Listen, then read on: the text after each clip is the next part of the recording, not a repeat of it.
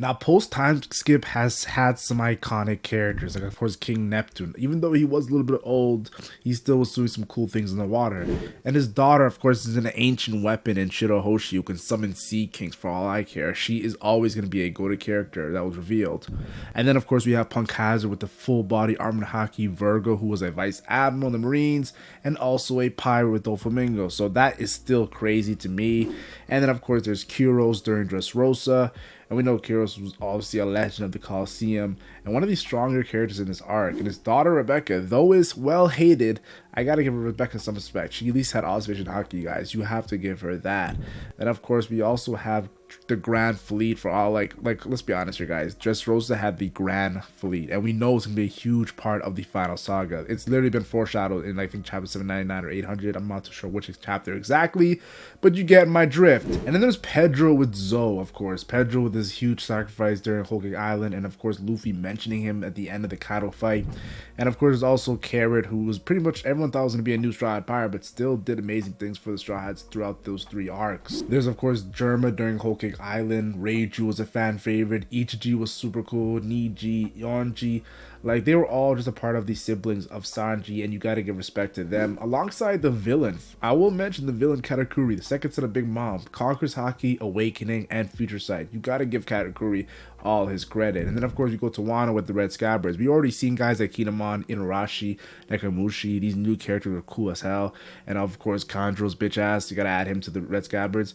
But then ones that they also added, like Denjiro or Ashura Doji, to me were also super cool and iconic. So definitely gotta give them that. But probably the most iconic character, new character that was revealed, and I'm not talking about flashback characters because I can go on with Kozuki Oro and how cool he is. I'm talking about new characters in the current story, and I'm talking about Yamato, a Conquerors Haki user, Conquerors Haki coding at that, while also being a mythical Zoan, and of course son and daughter of Kaido, whatever you want to give Yamato that title. And then of course there's Egghead Island with the mythical Zoan Saturn. Though not a new character, his form is new, and that's why I'm going to give respect to Saturn here. But this all connects to another new character and another Celestial Dragon in Saint Figarland Garling. This arc, yes, we saw him when he was old, but we know how Oda loves his older characters. And with his past being tied to the legendary God Valley incident, I suspect something huge will go down in the future because of his legendary past. Now, the first time we ever seen Figarland Garling, a Celestial Dragon was sentenced to death, and this info will never be reported to the outside world. So obviously, aka, what happens in Mary Joa's stays in Mary Joa's. And of course, the judge was a man who's distinguished himself on the God Valley Island. And that had, of course, the Roger Pirates on that island, Rocks Pirates on that island, even Monkey D. Garp and his Marines on that island. And of course, Saturn, a Gorosei member, was also. So safe to say this island had a lot of crazy people. You could even mention Kuma and Ivankov, but I want to continue. And this is a great way to, of course, be, how do I say this, described, and currently serves as the supreme commander of the God Knights. Saint Figarland Garling, one of the strongest Celestial Dragons shown alongside Imu, or Saint Nerona Imu, and of course the Gorosei, and I'm not going to say all the Gorosei's names. And then of course there's Donquixote Moscard. Of course, this man was sentenced to death for defending fishmen. As of course Garling states, anybody who protects scum is lower than scum. A man who can even judge the Celestial Dragons, a top dog in the One Piece world. Anyone who can kill Celestial Dragon to me is a top dog in the One Piece world. And Oda has some big things planned. Now, off of this, of course, chapter, all I could think of was 2 things. Firstly, the Doflamingo clan takes many L's among the Celestial Dragons. Look at Doflamingo's father, look at his mother, look at his brother Corazon, and look at him, obviously, in level 6 and Pillow Down. And then, of course, now we're seeing Donquixote Moscard also take an L, him being, of course, executed. Like, this clan has taken a lot of L's. I wonder what's going to happen when we see the actual original Donquixote clan, because they're one of the founding kingdoms of course, the Void Century. They're going to be a big player during the Void Century flashback. So I just wonder how this all ties in. And secondly, the first Celestial Dragon to be taken out in the One Piece story. I'm talking about not a former Celestial Dragon, a actual current one. And the reason is pretty much shocking. For like, this Celestial Dragon has been killed because he was doing good.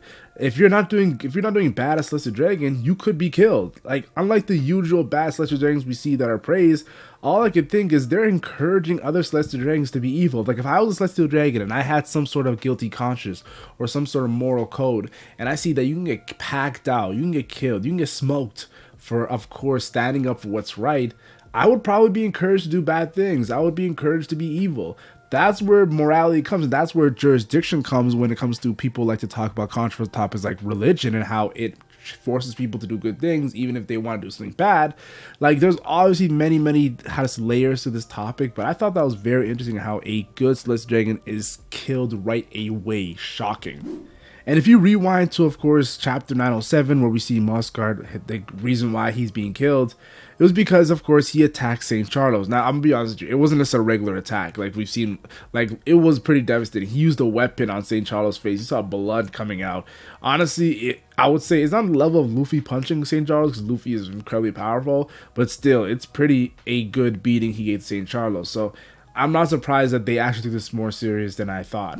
And of course, if you go all the way back, of course, like I mentioned, St. Charles was, of course, the character who Luffy punched in the manga. Of course, I mean, not in the manga, into the manga from anime. So, of course, like, think about this guy. He was getting punched by Luffy because of the Kami and Hachi incident, and now I think he just needs to stay away from Fishman Island, because every single time he's involved with Fishman, he gets his ass whooped. And I do think his family probably is a big player during the Void Century as well, because of how Oda loves to make him a reoccurring character. But thank you, Oda, for always making him a reoccurring jobber, a reoccurring guy who gets his ass whooped. Now, also, I do gotta say this. Donquixote Mosgard said, "I was once a dunce 10 years ago."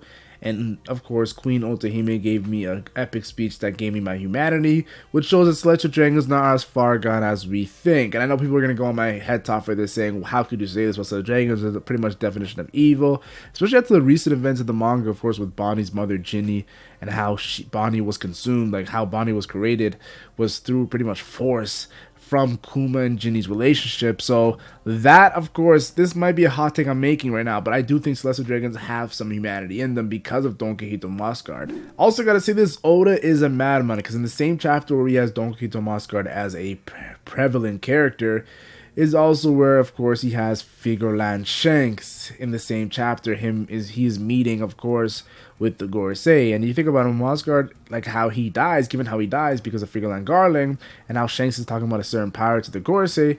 I wonder where Oda is gonna go with this whole full Figarland story, because obviously he's been planning it for hundreds of chapters. That's what I'm trying to highlight for you guys. Now let's fast forward to chapter 1054, where Kizaru says, "Can we close the Charlos case?" And of course, we get some information here. We get first an intro to the, of course, organization known as the God Knights, and I'm talking about that a little bit later. And then, of course, they pretty much is going to say that they are going to handle Celestial Dragon's dispute. So this is where we get kind of hints at the God Knights being kind of like a, how do I say this, a judicial system for Celestial Dragons. And that is super important, because that means Celestial Dragons could do bad things during Merger Wars. Like, I always thought how they're so evil around the world, but how could they be evil to each other? Wouldn't they get punished? Well, here's the chapter where we get our answer. Which makes me think of Kaido. Remember Kaido said the strongest rule? That was his way of thinking. And if you think about it, Figarland is a very powerful character, and the Gorosei are also very powerful character. And of course, Wano and Egghead is looking like the strongest Celestial Dragon. So just from that, even the Celestial Dragons rule from that hierarchy of power. So I thought that was very neat. Of course, Akainu, who is not loved by the Celestial Dragon, of course, because they're struggling to even eat food right now.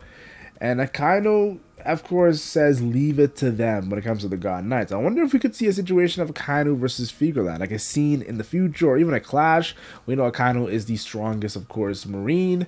And if we go to, of course, the strongest God Knight, or the strongest Gorosei member, or the strongest, of course, Celestial Dragon in Imu, I wonder how can Akainu interact with these characters. But I first want to start off with Figarland Garling, in my personal opinion. Now, of course, in chapter 1083, that's where the God Knights actually get mentioned, and we see some cool things here. Like Monkey D. Dragon says, our real battle begins once they immobilize the God Knights, with a bunch of cool silhouettes, and one even looking like Shanks, probably his brother or Figarland Garling's second son, and we'll probably fight Sabo or Dragon, depending on what Oda wants to do with Figarland Garling's old ass. Like, if he wants to make Figarland Garling fight Dragon, have some dialogue about God Valley, or if he wants to make, of course, Figarland Garling no fight at all and just have Figarland Garling's son fight Sabo, I just don't know where he's going to go with it, but we do know that we're going to see some revolutionary God Knight action. This also made me think of the Revolutionary Army has gone at it with, of course, in the past. Like, look at it, they've gone at it with CP0 in clashes, with, of course, an awakened Rob Lucci being confirmed the strongest member of CP0 after the Egghead Island arc.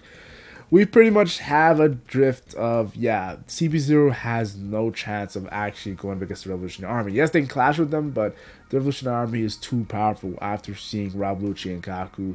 Yes, they're awakened, but if they're the two strongest CP0 members, yeah, yes, they're strong CP0 members in general, like Stussy and of course the members we saw in Wano, but I think the Revolutionary just has too many numbers of powerful characters. And then of course they also went at it with the Blackbeard pirates. That's because after Burgess discovers Baltigo, after taking the Zelda Sabo, this wasn't a serious battle, but it was a clash, and many do believe Dragon is the man marked by flames that has the final road poneglyph. If that's the case, we're probably going to see another clash between Blackbeard and Dragon, but that's another video for another day on honestly, guys. And then there's the future. When it comes to the future Marines versus Revolutionary Army battle, that's going to happen in Final Saga. And we all know the talks of Akainu versus Dragon, and recently being confirmed that Dragon, and of course in Kuma's flashback, was a former Marine. We do know that Akainu and Dragon most likely know each other. And then of course there's also Sabo versus Akainu to avenge Ace, because we know the Mare no Mi wasn't strong enough against the Magma Fruit.